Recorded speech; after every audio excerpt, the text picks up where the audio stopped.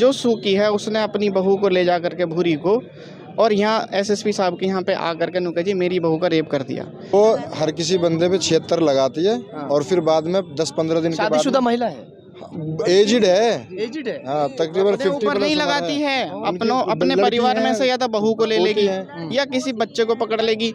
ये पूरा धंधा बना रखा है, किसी से 20,000 किसी से 50,000 और अब इस नए केस में 1.5 लाख रुपए की मांग कर रही है। दोस्तों मैं इस वक्त बुलंदशहर के एसएसपी कार्यालय पर मौजूद हूँ। एक गांव के लोग यहाँ पर पहुँचे हैं अपना दुखड़ा रोने के लिए कि कुछ महिलाएं हैं जो इन पर झूठे सच्चे आरोप लगाकर इनको प्रताड़ित कर रही है। क्या कुछ मामला है, जानकारी लेता हूँ। क्या नाम है अम्मा जी आपका? अनीसा। कहाँ की रहने वाली हैं? चढ़ावक की। चढ़ावक गाँव। हाँ, गुलाब के पास। ये मामला है जी, वो 2 औरत हैं और हमको सबको परेशान करते हैं। हम हैं गरीब आदमी, सब मेरे बच्चा देखो, ये बच्चा और भी हैं, ये वो करते हैं बेलदारी और उनके ऊपर लड़ाई झगड़ा करती है और सबको परेशान करती है और मारपीट करके नहीं और सामान के ऊपर इल्ज़ाम लगाती है उल्टा सब सीधा। अलग अलग परिवार के लोग हैं, सब एक ही परिवार के आप लोग? एक परिवार के आप लोग? ये छठा काम है उसका, छठा काम है। अच्छा, छठे बच्चे। किसको फंसाया था? कोई है इनमें से यहाँ पे ऐसे जिनके घर हैं?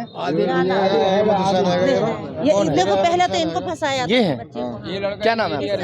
मैं अहमद हुसैन नाम है मेरा। क्या हुआ था आपको, किस तरह से मेरा फंसाया? 2018 के अंदर ये लगा लीजिए घर में मकान बना। मकान बनने के बाद उसके अंदर 2 दुकान बनी, उसमें से एक दुकान सूकी के भाई ने किराए पर ले ली। अब जब दिवाली का या उसका टाइम आया तो वो पटाखे वगैरह बेच रहा था। मैंने उससे कहा, मैंने कहा भाई ये यहाँ से बंद कर ले क्योंकि बच्चे परेशान हो रहे हैं, मुझे काम करने में डिस्टर्बेंस हो रही है। तो उसने क्या काम करा, वो उस चीज़ को कंटिन्यू रखा। मैंने कहा भाई तू जितने के लाया मुझे बता दे पर इस काम को बंद कर ले। तो कुल मिला के इस बात के ऊपर बात बढ़ी। मैंने कहा ऐसा है भैया तुम ये दुकान खाली कर दो, हमारे बस की बात नहीं है, तुम लोग बात नहीं मानते। उसने कहा ठीक है अब तुम्हें ही देखना। अब उसी देखने में जो सू की है उसने अपनी बहू को ले जा करके भूरी को और यहाँ एसएसपी साहब के यहाँ पे आ करके नुका जी मेरी बहू का रेप कर दिया। और वो महिला, जबकि मेरा छोटा भाई है, ये इन्फोसिस में इंजीनियर है, वहाँ पे जॉब करता है बेंगलोर में। इसके ऊपर इल्जाम लगा दे कि ये रेप केस करता। अच्छा। और यहाँ पर आगे कप्तान साहब के सामने पुलिस से सेटिंग हो जाती है, पुलिस नहीं कार्रवाई करती, यहाँ आ जाती है एसएसपी ऑफिस पे। फिर क्या हुआ? पब्लिक का ही फैसले में। उसके बाद सर क्या हुआ? अच्छा, फैसला हो गया। हाँ, उसके बाद ये हुआ फैसला तो बहुत दूर की बात है सर। फिर उसके बाद उसने क्या काम करा, अपनी बीवी को लेकर के, बहू को लेकर के, जिसके करीब 6 बच्चे हैं, एक की बड़े की उम्र भी 22-23 साल होगी, उसे ला करके यहाँ पे पेश कर दिया। नुका जी इसके साथ ऐसा कर दिया। यहाँ से तफ्तीश गई, तफ्तीश में पुलिस ने इन्वेस्टिगेशन करी कि यहाँ ऐसा कोई मामला नहीं है। फिर वो जा करके उसने कोर्ट में डाल दिया।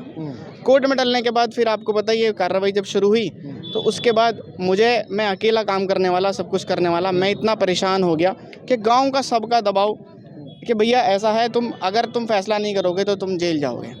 तो इस चक्कर में ये मान लीजिए उसको मैंने फिर 50,000 रुपये में उससे फैसला हुआ। फैसले में फिर उसने ये लिखाया कि जी मुझसे तो पुलिस वालों ने मुझसे तो बहला फुसला के कोरे कागज़ पर साइन करा लिए थे, मेरा रेप नहीं हुआ था। अच्छा। हाँ जी, फैसले में ये सब जो है हाँ ऐसे ही। अब किसको फंसाया है? किसको फंसाया? अब ये है इनके हस्बैंड। आपके बेटे को फंसा दिया? अब हमारे बेटे को फंसा दिया। आपका क्या नाम है? समीम। ये कौन सा गांव है जिस गांव की बात? चढ़ावक। चढ़ावटी थाना क्षेत्र में लगता है। हाँ। अच्छा, अब बेटे के ऊपर क्या इल्जाम लगाया है? यही 76 उसके रेप केस लगाया? हाँ, यही लगा दिया। हाँ, अब बताओ।